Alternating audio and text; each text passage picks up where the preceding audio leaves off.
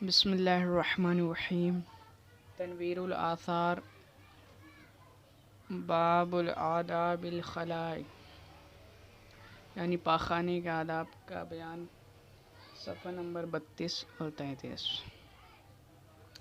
علامہ فداء المصطفیٰ قادری دامت برکاتہم القدسیہ نے سب سے پہلے کتاب الطہارہ کا آغاز کیا، پھر اس کے بعد جو ہے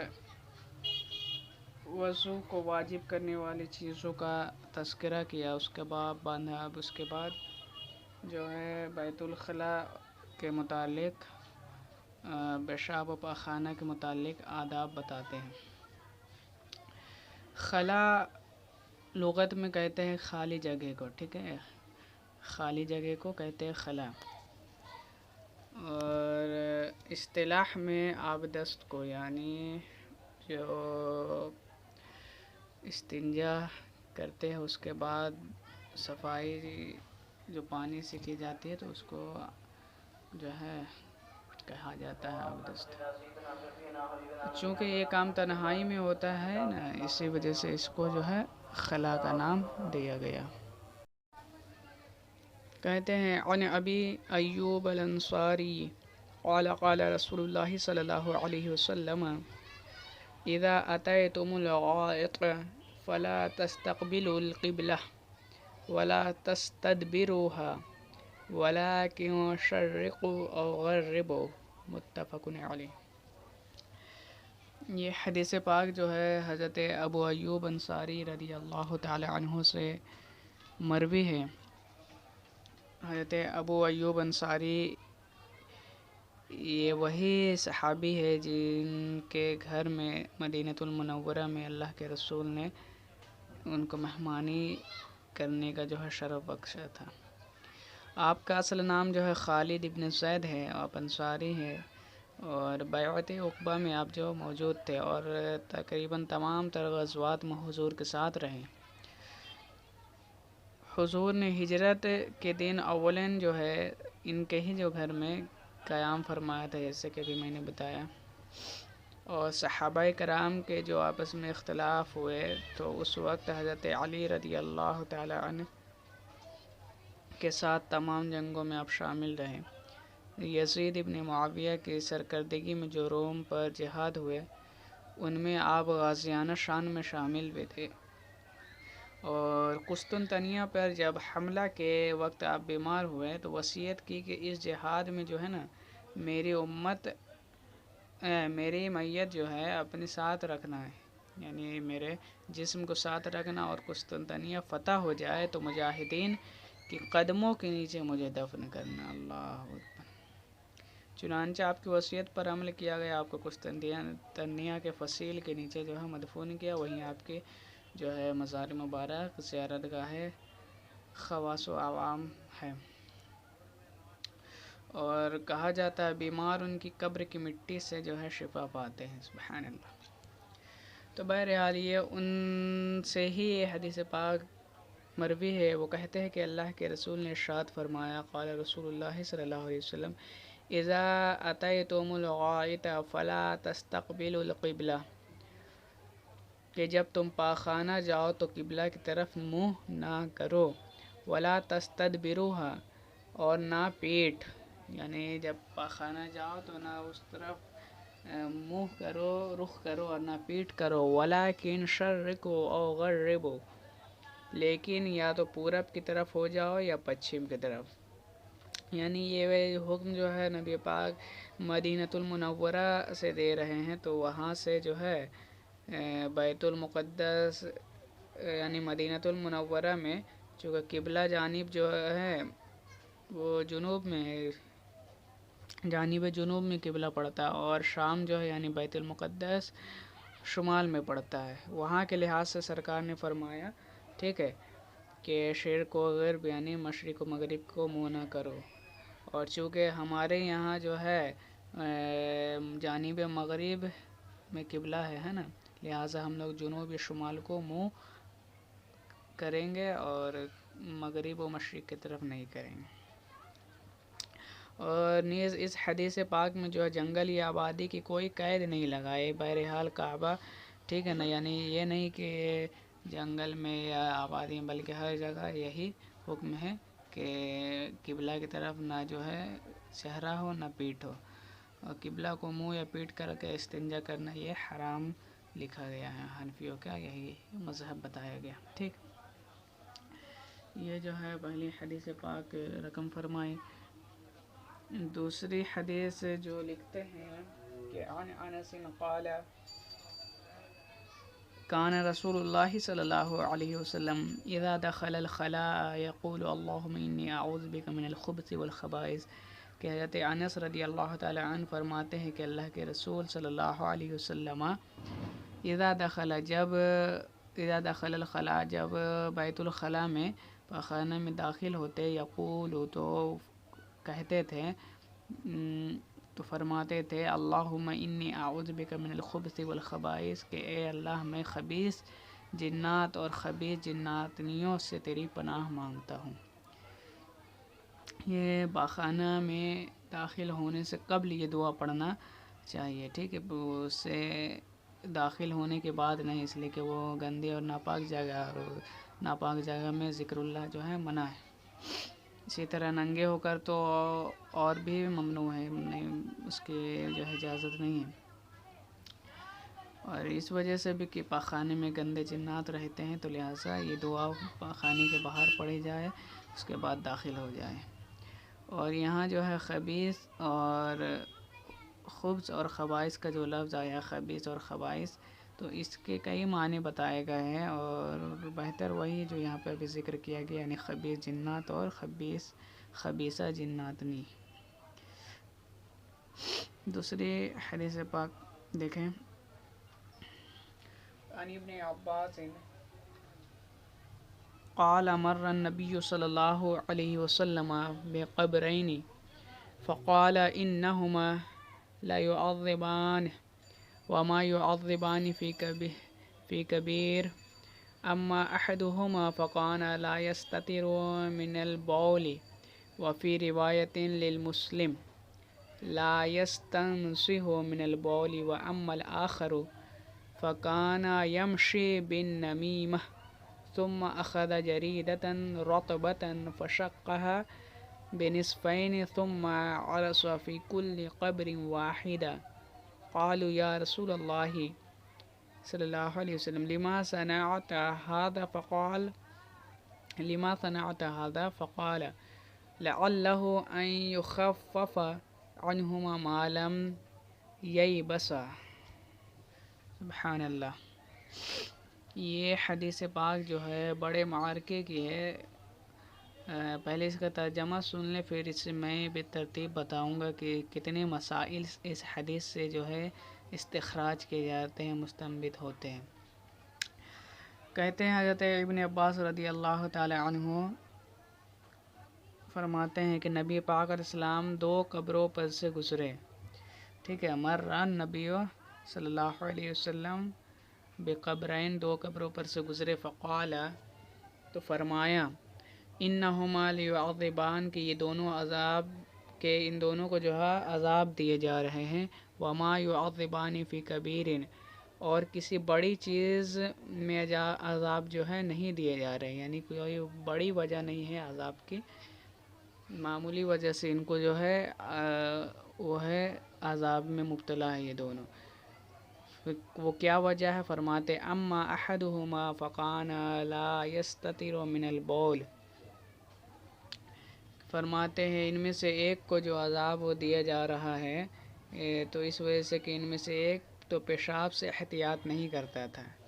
ٹھیک ہے، لا یستتر من البول، پیشاب سے احتیاط نہیں کرتا تھا۔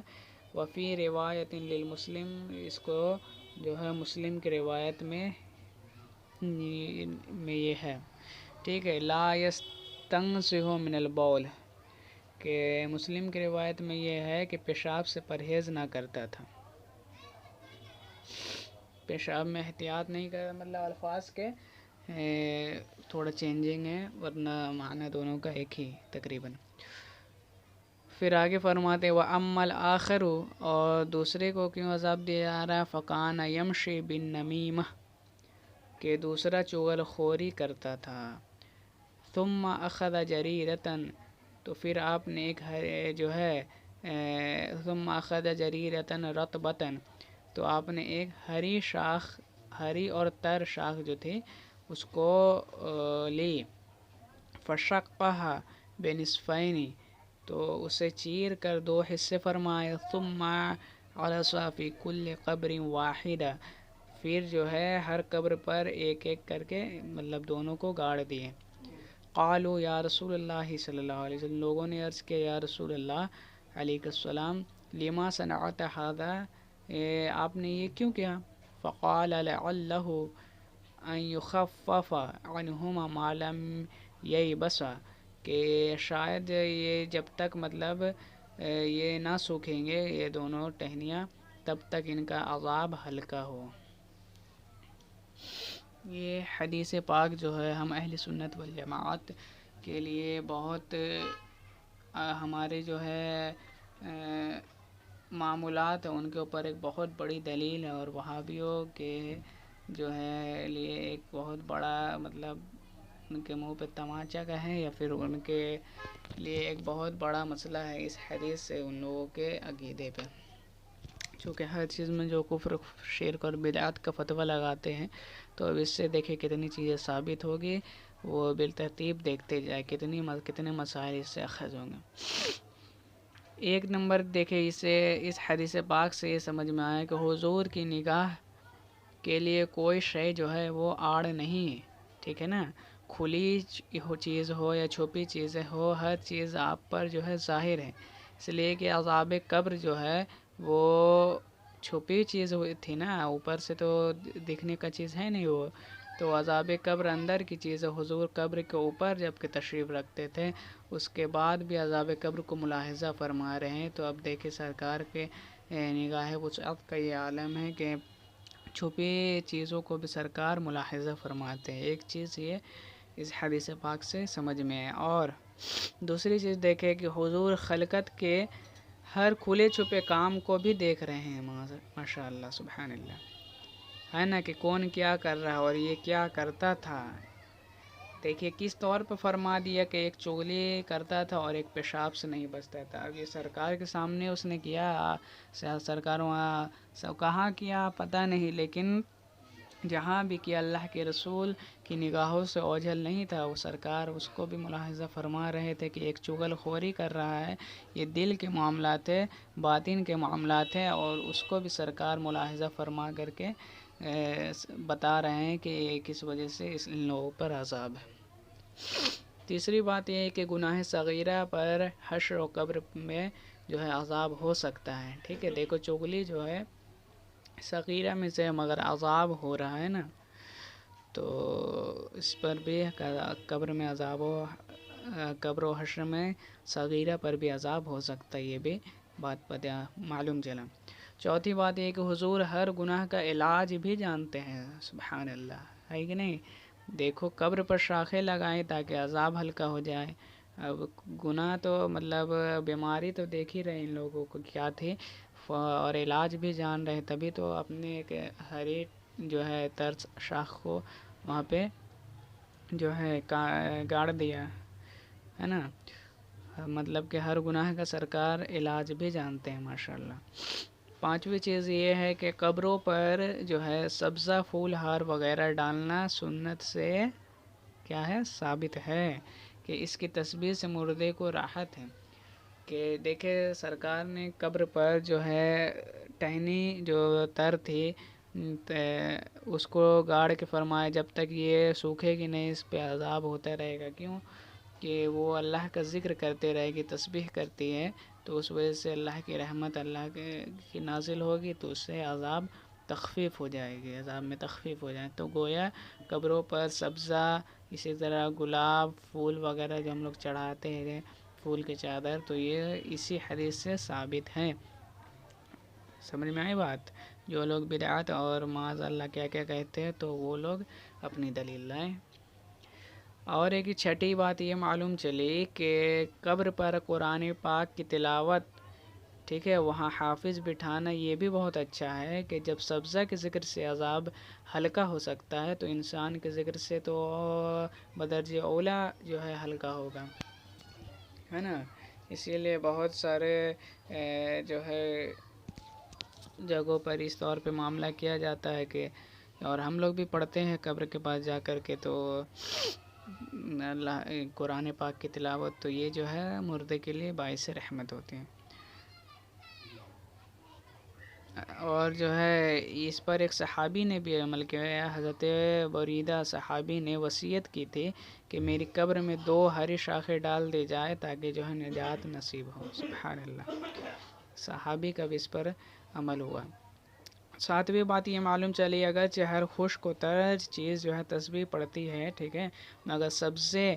کی تسبیح سے مردے کو جو ہے راحت نصیب ہوتی ہے، ٹھیک ہے نا. اسی طرح بے دین کی تلاوت کی، جو بے دین شخص جو قرآن کی تلاوت کرتا ہے تو اس کا کوئی فائدہ نہیں ہے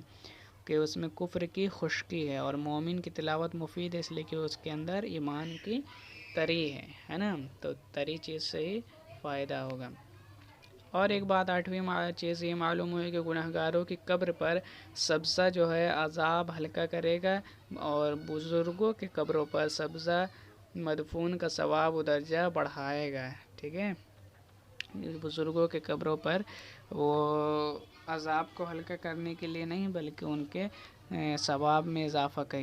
کرنے کے لیے جو ہے پھول وغیرہ چڑھا دیا جاتا ہے.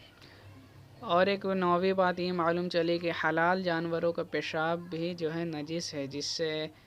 جو ہے بچنا واجب ہے. دیکھو اونٹ کا چرواہا جو ہے اونٹ کے پیشاب کی چھینٹوں سے پرہیز نہیں کرتا تھا، تو اس وجہ سے اس میں عذاب میں گرفتار ہوا. اور ایک 10ویں بات یہ معلوم چلی کہ خشک نہ ہونے کی قید سے یہ بھی معلوم ہوا کہ جب تک خشک نہ ہو، یہ سرکار نے فرمایا نا، تو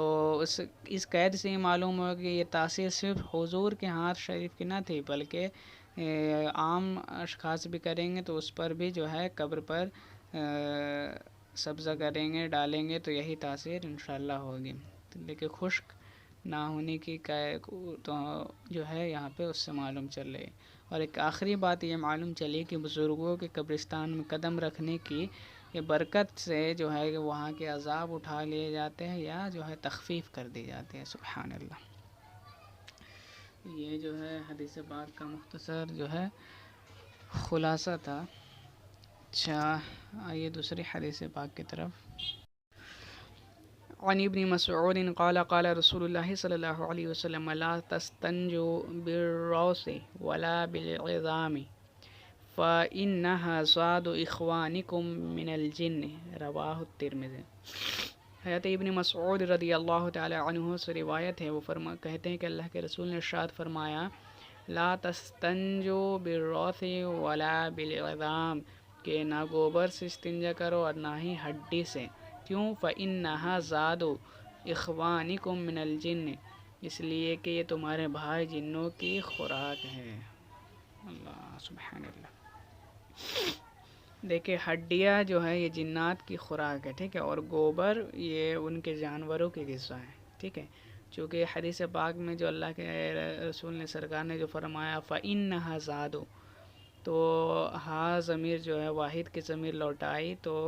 اس سے جنات کی طرف جو ہے اشارہ ہے، ان کے جانور کی طرف اشارہ نہیں. یعنی جو ہے ہڈی وہ جنات کے غذا ہے، اور روث جو ہے گوبر وہ ان کے جانوروں کے تعلق سے ہے، ٹھیک ہے. یہ ہڈی کی طرف مطلب کہ لوٹ رہی ہے وہ ضمیر. اور یہ بات کا بھی خیال رکھے کہ جب مومن جنات کے جانوروں کی خوراک کا احترام ہے، تو ظاہر سے بات ہے ہمارے جانوروں کی خوراک کا بھی ضرور احترام ہوگا، ہے نا. اور سرکار نے یہ فرمایا فإنها زاد إخوانكم، کہ بھائی تمہارے بھائی جنوں کے غذا ہے. تو بھائی فرمانے سے معلوم ہوتا ہے کہ یہاں مسلمان جن مراد ہے، ٹھیک ہے نا. یہاں مسلمان جس لیے کہ مسلمان ہی ہم لوگ کے ایمان کی نسبت سے بھائی ہو سکتے ہیں، دیگر نہیں. اور جو ہے جب جنات ہڈی اٹھاتے ہیں تو اس پر جو ہے وہ گوشت پاتے ہیں، اور جب ان کے جانور جو ہے گوبر میں منہ لگاتے ہیں تو اس کے دانے پاتے ہیں جن سے وہ گوبر بنا ہے. سمجھ میں آئی بات؟ یعنی جو ہڈی ہم لوگ کا ڈلا رہتا ہے یہاں وہاں، تو ان ہڈیوں کو جب جنات اٹھاتے ہیں تو اس پہ وہی گوشت ہوتا ہے جس چیز کی وہ ہڈی ہوتی ہے، اور اور جو ہے گوبر جہاں ہوتا ہے تو اس پر وہی چارے ہوتے ہیں ان کے جانوروں کے لیے، جس سے وہ جو ہے گوبر بنا ہے، یعنی وہی ساری غذا جو پہلے جو گائے یا جانور نے کھا کے اسے کیا ہے۔ سب بات سمجھ میں آئی نا؟ اچھا دیکھیں اگلی حدیث، کہتے ہیں عن عبد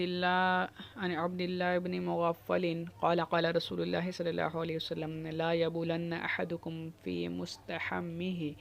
ثم يغتسل فيه أو يتوضع فيه فإن عامة الوسواس منه رواه ابو داود۔ تو یہ جو ہے حدیث پاک حضرت عبداللہ ابن مغفل رضی اللہ تعالی عنہ سے جو ہے مروی ہے، آپ صحابی رسول ہیں اور بیعت رضوان میں آپ شریک تھے، ٹھیک ہے۔ آپ کا جو ہے عہد فاروقی میں بصرہ میں لوگوں کو علم دین سکھانے کے لیے آپ کو وہاں بھیجا گیا، اور وہیں جو ہے آپ 59 ہجری میں وفات پائے۔ تو ان سے ہی یہ حدیث پاک مروی اور کہتے ہیں کہ اللہ کے رسول نے ارشاد فرمایا لا یبولن احدکم فی مستحمہ، کہ تم میں کوئی غسل خانہ میں ہرگز پیشاب نہ کرے، لا یبولن ہرگز ہرگز، تو یہ تاکید لگا کے فرمائے ہرگز پیشاب نہ کرے، ثم یغتسل فیہ او یتودع فیہ، ہرگز پیشاب نہ کرے پھر اس میں غسل یا وضو کرے گا، مطلب علت بیان فرمائی کیوں جو ہے غسل خانہ میں پیشاب نہ کرے، اس لیے کہ پھر بعد میں تم وہیں جو ہے یا تو غسل کرو گے یا وضو کرو گے، تو اس سے جو ہے تم ناپاک ہو جاؤ گے، ناپاکی تمہاری طرف آئے گی۔ یہاں جو لفظ آیا مستحمی، تو مستحمی کے معنی ہے گرم پانی، ٹھیک ہے، گرم پانی استعمال کرنے کی جگہ، جس طرح حمیم جو ہے گرم پانی کو کہتے ہیں، اور اسی سے بنا حمام، حمام، ٹھیک ہے۔ اگر غسل خانہ کی زمین جو ہے، یہ ذہن میں رکھے، اگر غسل خانہ کی زمین نرم ہے یعنی مٹی وغیرہ کی ہے، تو اس صورت کے لیے یہ والا حکم فرمایا گیا، ٹھیک ہے، یعنی اگر غسل خانہ کی زمین نرم ہے، پانی جذب کرتی ہو، تو وہاں کے لیے یہ حکم ہے، لیکن اگر سخت ہے، پتھر وغیرہ کی ہے، ماربل وغیرہ کی ہے، تو وہاں پیشاب کرنے میں ایسا حرج نہیں ہے، ٹھیک ہے، ویسا نہیں ہے، ہاں اگرچہ وہاں بھی نہ کرنا بہتر ہے اور بچنا چاہیے، ٹھیک ہے، لیکن اگر کچی زمین ہو تو وہاں جو ہے سخت برا ہے، اس لیے کہ کچی زمین ہوگی تو سونکھ لے گا پانی کو، اور اس کے بعد پھر غسل یا وضو کریں گے تو وہ ظاہر ہوگے، اور اس سے جو ہے ہم لوگوں کو ناپاکی ہونے کا بہت زیادہ اندیشہ اور کبھی گمان ہے نا۔ اور پھر آگے سرکار فرماتے ہیں فَإِنَّ عَامَّةَ الْوَسْوَاسِ مِنْهُ رَوَى، فَإِنَّ عَامَّةَ الْوَسْوَاسِ، کیونکہ عام وسوسے اسی سے ہوتے ہیں، یعنی اس سے وسوسوں اور وہم کی بیماری پیدا ہوتی ہے غسل خانہ میں پیشاب کرنے سے، اور مراد جو ہے وہی نرم مٹی، چکنی مٹی جو ہو غسل خانہ ویسی، تو وہاں پیشاب کرنے سے وسوسوں اور وہم کی بیماری پیدا ہوتی ہے، جیسا کہ تجربہ میں بھی ہے، ٹھیک ہے، یا گندی چھینٹے پڑنے کا وسوسہ رہے گا، ٹھیک ہے، یعنی وہاں پہ جو ہے یہ بھی مطلب ہو سکتا ہے کہ پیشاب کرنے سے گندے چھینٹے، چونکہ پانی پڑے گا تو واپس جو ہے بھیگ کر کے اس کے اجزاء شامل ہو کر کے آپ کے جسم پر پڑیں گے، تو اس سے بھی وسوسے پیدا ہوں گے، تو لہٰذا ان ایسے غسل خانہ میں بول نہیں کرنا چاہیے، پیشاب نہیں کرنا چاہیے۔ اچھا اگلی حدیث دیکھیں، عن عبد الله بن سرجس قال قال رسول الله صلی اللہ علیہ وسلم لا يبولن احدكم في جحر، روایت ہے حضرت عبداللہ ابن سرجس سے، وہ یہ کون ہے حضرت عبداللہ ابن سرجس؟ یہ آپ قبیلہ مزینہ یا قبیلہ بنی مخزوم سے فرمایا گیا، اور بصرہ کے رہنے والے تھے۔ آپ کے والد کا نام یا سرجس یا نرجس ہے، بہرکیف ان سے ہی یہ حدیث پاک مروی ہے۔ وہ کہتے ہیں کہ اللہ کے رسول نے ارشاد فرمایا لا یبولن احدکم فی جحر، کہ تم میں سے کوئی شخص بھی سوراخ میں ہرگز پیشاب نہ کرے، لا یبولن ہرگز پیشاب نہ کرے سوراخ میں، ٹھیک ہے۔ جحر سے مراد یا زمین کا سوراخ ہے، ٹھیک ہے، سوراخ جو ہے یا زمین کا سوراخ مراد ہے یا دیوار کے پھٹن میں، جو دیوار میں سوراخ کہیں ہو جاتے ہیں، ٹھیک ہے نا، دونوں کے ہی معنی آتے ہیں۔ کیوں؟ اس لیے کہ اکثر سوراخوں میں جو ہے زہریلے جانور، چیونٹیاں وغیرہ، ٹھیک ہے، کمزور جانور یا جنات رہتے ہیں۔ اب چونکہ پیشاب کیا جائے گا اس میں، اگر بالفرض کمزور جانور رہے جیسے چیونٹیاں رہے تو وہ پیشاب یا پانی سے ان کو جو ہے تکلیف ہوگی، اور اسی طرح اگر سانپ یا جن رہے تو پھر اس سے آپ کو وہ تکلیف پہنچا دیں گے، اس لیے وہاں پیشاب کرنا منع فرمایا گیا۔ اور چنانچہ حضرت سعد بن عبادہ انصاری رضی اللہ تعالی عنہ جو ہے ان کی وفات اسی سے ہوئی کہ انہوں نے ایک سوراخ میں پیشاب کر دیا، جس سے جو ہے ایک جن نکل کر آپ کو اس نے جو ہے ہلاک کر دیا۔ تو بہرکیف اس سے بچنا چاہیے۔ سرکار نے فرمایا لا یبولن، ہرگز پیشاب نہ کرے، تو تاکید فرمائے، تو لہٰذا ہم لوگوں کو بچنا لازم ہے۔ اچھا، اگلی حدیث دیکھیں۔ عن عائشة رضی اللہ عنہا قالت من حدثکم ان النبی صلی اللہ علیہ وسلم كان يبول قائما فلا تصدقه ما كان يبول الا قاعدا۔ حضرت عائشہ صدیقہ رضی اللہ تعالی عنہا سے یہ حدیث پاک مروی ہے۔ وہ کہتے ہیں کہ وہ فرماتے ہیں قالت من حدثکم ان النبی صلی اللہ علیہ وسلم كان يبول قائما، کہ جو تمہیں یہ خبر دے کہ نبی علیہ الصلوۃ والتسلیم کھڑے ہو کر پیشاب کرتے تھے، فلا تصدقوا، تو اسے سچا نہ مانو، ما کان یبول الا قاعدا، آپ جو ہے آپ صلی اللہ علیہ وسلم بیٹھ کر ہی پیشاب کیا کرتے تھے۔ تو یہ حضرت ام المومنین حضرت عائشہ صدیقہ رضی اللہ تعالیٰ عنہ حضور کی عادت کریمہ کا تذکرہ فرما رہی ہیں، ٹھیک ہے، یعنی سرکار اکثر و بیشتر بلکہ ہمیشہ جو ہے بیٹھ کر ہی استنجا فرمایا کرتے تھے، ٹھیک ہے نا، یا حضور کے گھر میں کبھی جو ہے کھڑے ہو کر پیشاب، جو حضور نے جو ہے گھر میں کبھی بھی کھڑے ہو کر پیشاب نہ کیا، یعنی جب بھی کیا ہے تو پھر بیٹھ کر کے ہی پیشاب خانے میں بیٹھ کے فرمایا۔ ہاں، البتہ یہ ہے کہ ایک آگ بار جو ہے عذر کی وجہ سے کھڑے ہو کر پیشاب کرنا بھی ثابت ہے، لیکن وہ جو ہے عذر کی وجہ سے تھا، تو لہٰذا یہ اس حدیث کے کا اس سے تعارض نہیں ہے، ٹھیک ہے نا۔ یہاں عادت کا تذکرہ کر رہی ہیں کہ اللہ کے رسول کے تعلق سے اگر کوئی عادتاً تمہیں خبر دے کہ سرکار کھڑے ہو کر پیشاب کرتے تھے، تو وہ اسے سچا نہ مانو، بلکہ سرکار ہمیشہ جو ہے بیٹھ کر ہی استنجا فرمایا کرتے تھے۔ ہاں، عذر جو ہے کبھی آئی تو اس کی وجہ سے ایک آگ بار کا وہ حکم اور ہے۔ اچھا، آخری حدیث اس باب کی ہے۔ عن ابن مسعود قال لما قدم وفد الجن على النبي صلى الله عليه وسلم قالوا يا رسول الله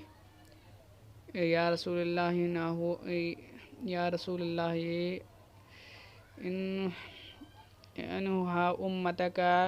أن يستنجوا بعظم أو روثة أو حمامة فإن الله جعل لنا فيها رزقا فنهانا رسول الله صلی اللہ علیہ وسلم عن ذلك، رواہ ابو داؤد۔ یہ روایت کرتے ہیں یہ حدیث پاک حضرت ابن مسعود رضی اللہ تعالی عنہ، وہ فرماتے ہیں کہ لما قدیم وفد الجن، کہ جنات کا وفد، جنات کا ایک ٹولی جو حضور کے خدمت بابرکت میں حاضر ہوئے، قالوا، اور ان لوگوں نے کہا، یا رسول اللہ صلی اللہ علیہ وسلم، امتک ان یستنجوا بعظم او روثة او حمامة، کہ جو ہے ان لوگوں نے عرض کی یا رسول اللہ اپنی امت کو منع فرما دے، انہیں روک دیں ایستنجو بعظم کہ وہ استنجا کرے ہڈی سے، اور اوسطین یا گوبر سے، او حمامتین یا کوئلہ سے۔ فَإِنَّ اللَّهَ جَعَلَنَا فِيهَا رِزْقًا اس لیے کہ اللہ نے ہماری روزی رکھی ہے ان میں، ٹھیک ہے۔ فَنَهَانَا رسول اللہ صلی اللہ علیہ وسلم عن ذلك تو اللہ کے رسول نے پھر اس سے منع فرما دیا، ہم کو اس سے منع فرما دیا۔ یہ حضرت عبداللہ ابن مسعود رضی اللہ تعالی عنہ کے جو ہے دیکھا ہوا واقعہ وہ بیان کر رہے ہیں، جبکہ اللہ کے رسول کی بارگاہ میں جنات کے وفد، جنات کی ٹولی کئی مرتبہ ایمان لانے کے تحت جو ہے وہ لوگ آئے ہیں،